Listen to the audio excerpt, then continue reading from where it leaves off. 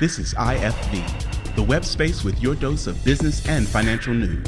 In full view, we're making your business our business.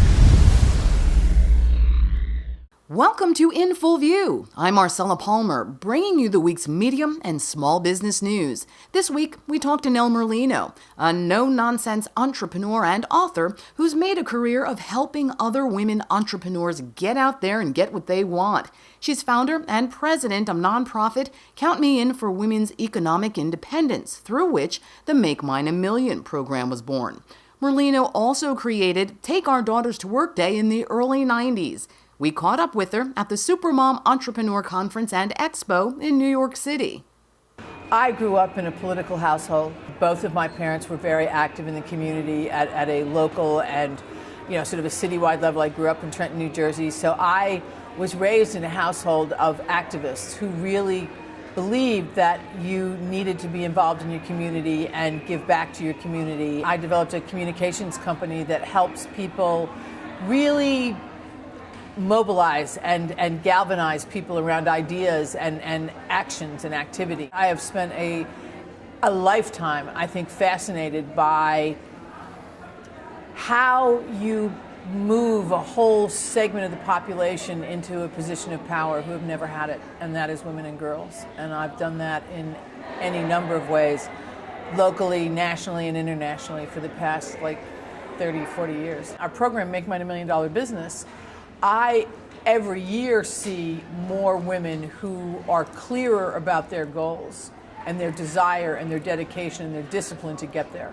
Make Mine a Million Business is a program of Count Me In. It is specifically focused on getting women with micro businesses, making them into million-plus enterprises. It's a competition that we hold. This year we've held it 3 times. And it's an opportunity for women to go to our website. There's an application to fill out. We then sift through the applications, look at the businesses and what they tell us, and see who in the next 18 to 24 months could grow their business to $1 million in revenue. We need to understand more about thinking bigger.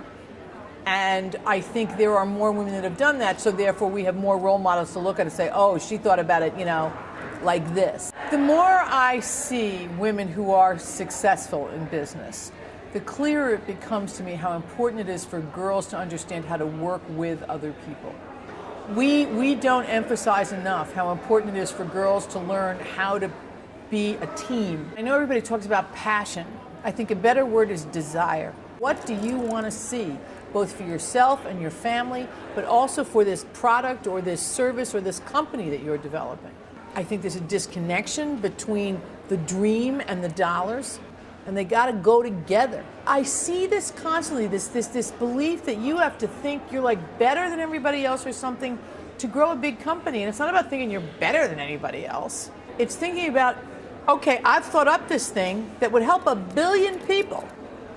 Who do I work with that's going to help me figure out how I make this available to that many people? We have a lot to learn about the opportunities that business presents that are bigger than just paying next month's rent. I'm always astounded with folks who sit in a situation where they know they're going to get a paycheck whether they have a big idea or not, versus the person who has the idea and has to make it all come true for there to be any money. I think it's a bigger trick to have a vision, to literally create something out of nothing. I also have seen women who've come out of corporations because they've had the luxury of that kind of vision are actually able to apply it and grow a bigger business themselves faster. Some get out of corporations and cannot do it because they can't do it without the support that they had from the big company, and recognize that they need to go back into that kind of environment. I didn't know I was an entrepreneur and discovered it and have loved it ever since, but I was working in organizations and it was like I was in a straitjacket. So I think that thinking big is important. I think you then also have to understand the steps that it takes to do it. The money's got to be there, the people have to be there, all those things, the marketing, all those things, whether it's inside a company, a big corporation, or whether it's your company. That's all for this week from the IFV News team. Thanks for joining us. Be sure to check back every day right here at ifvnews.com for the latest on what's happening around the globe in the medium and small business world.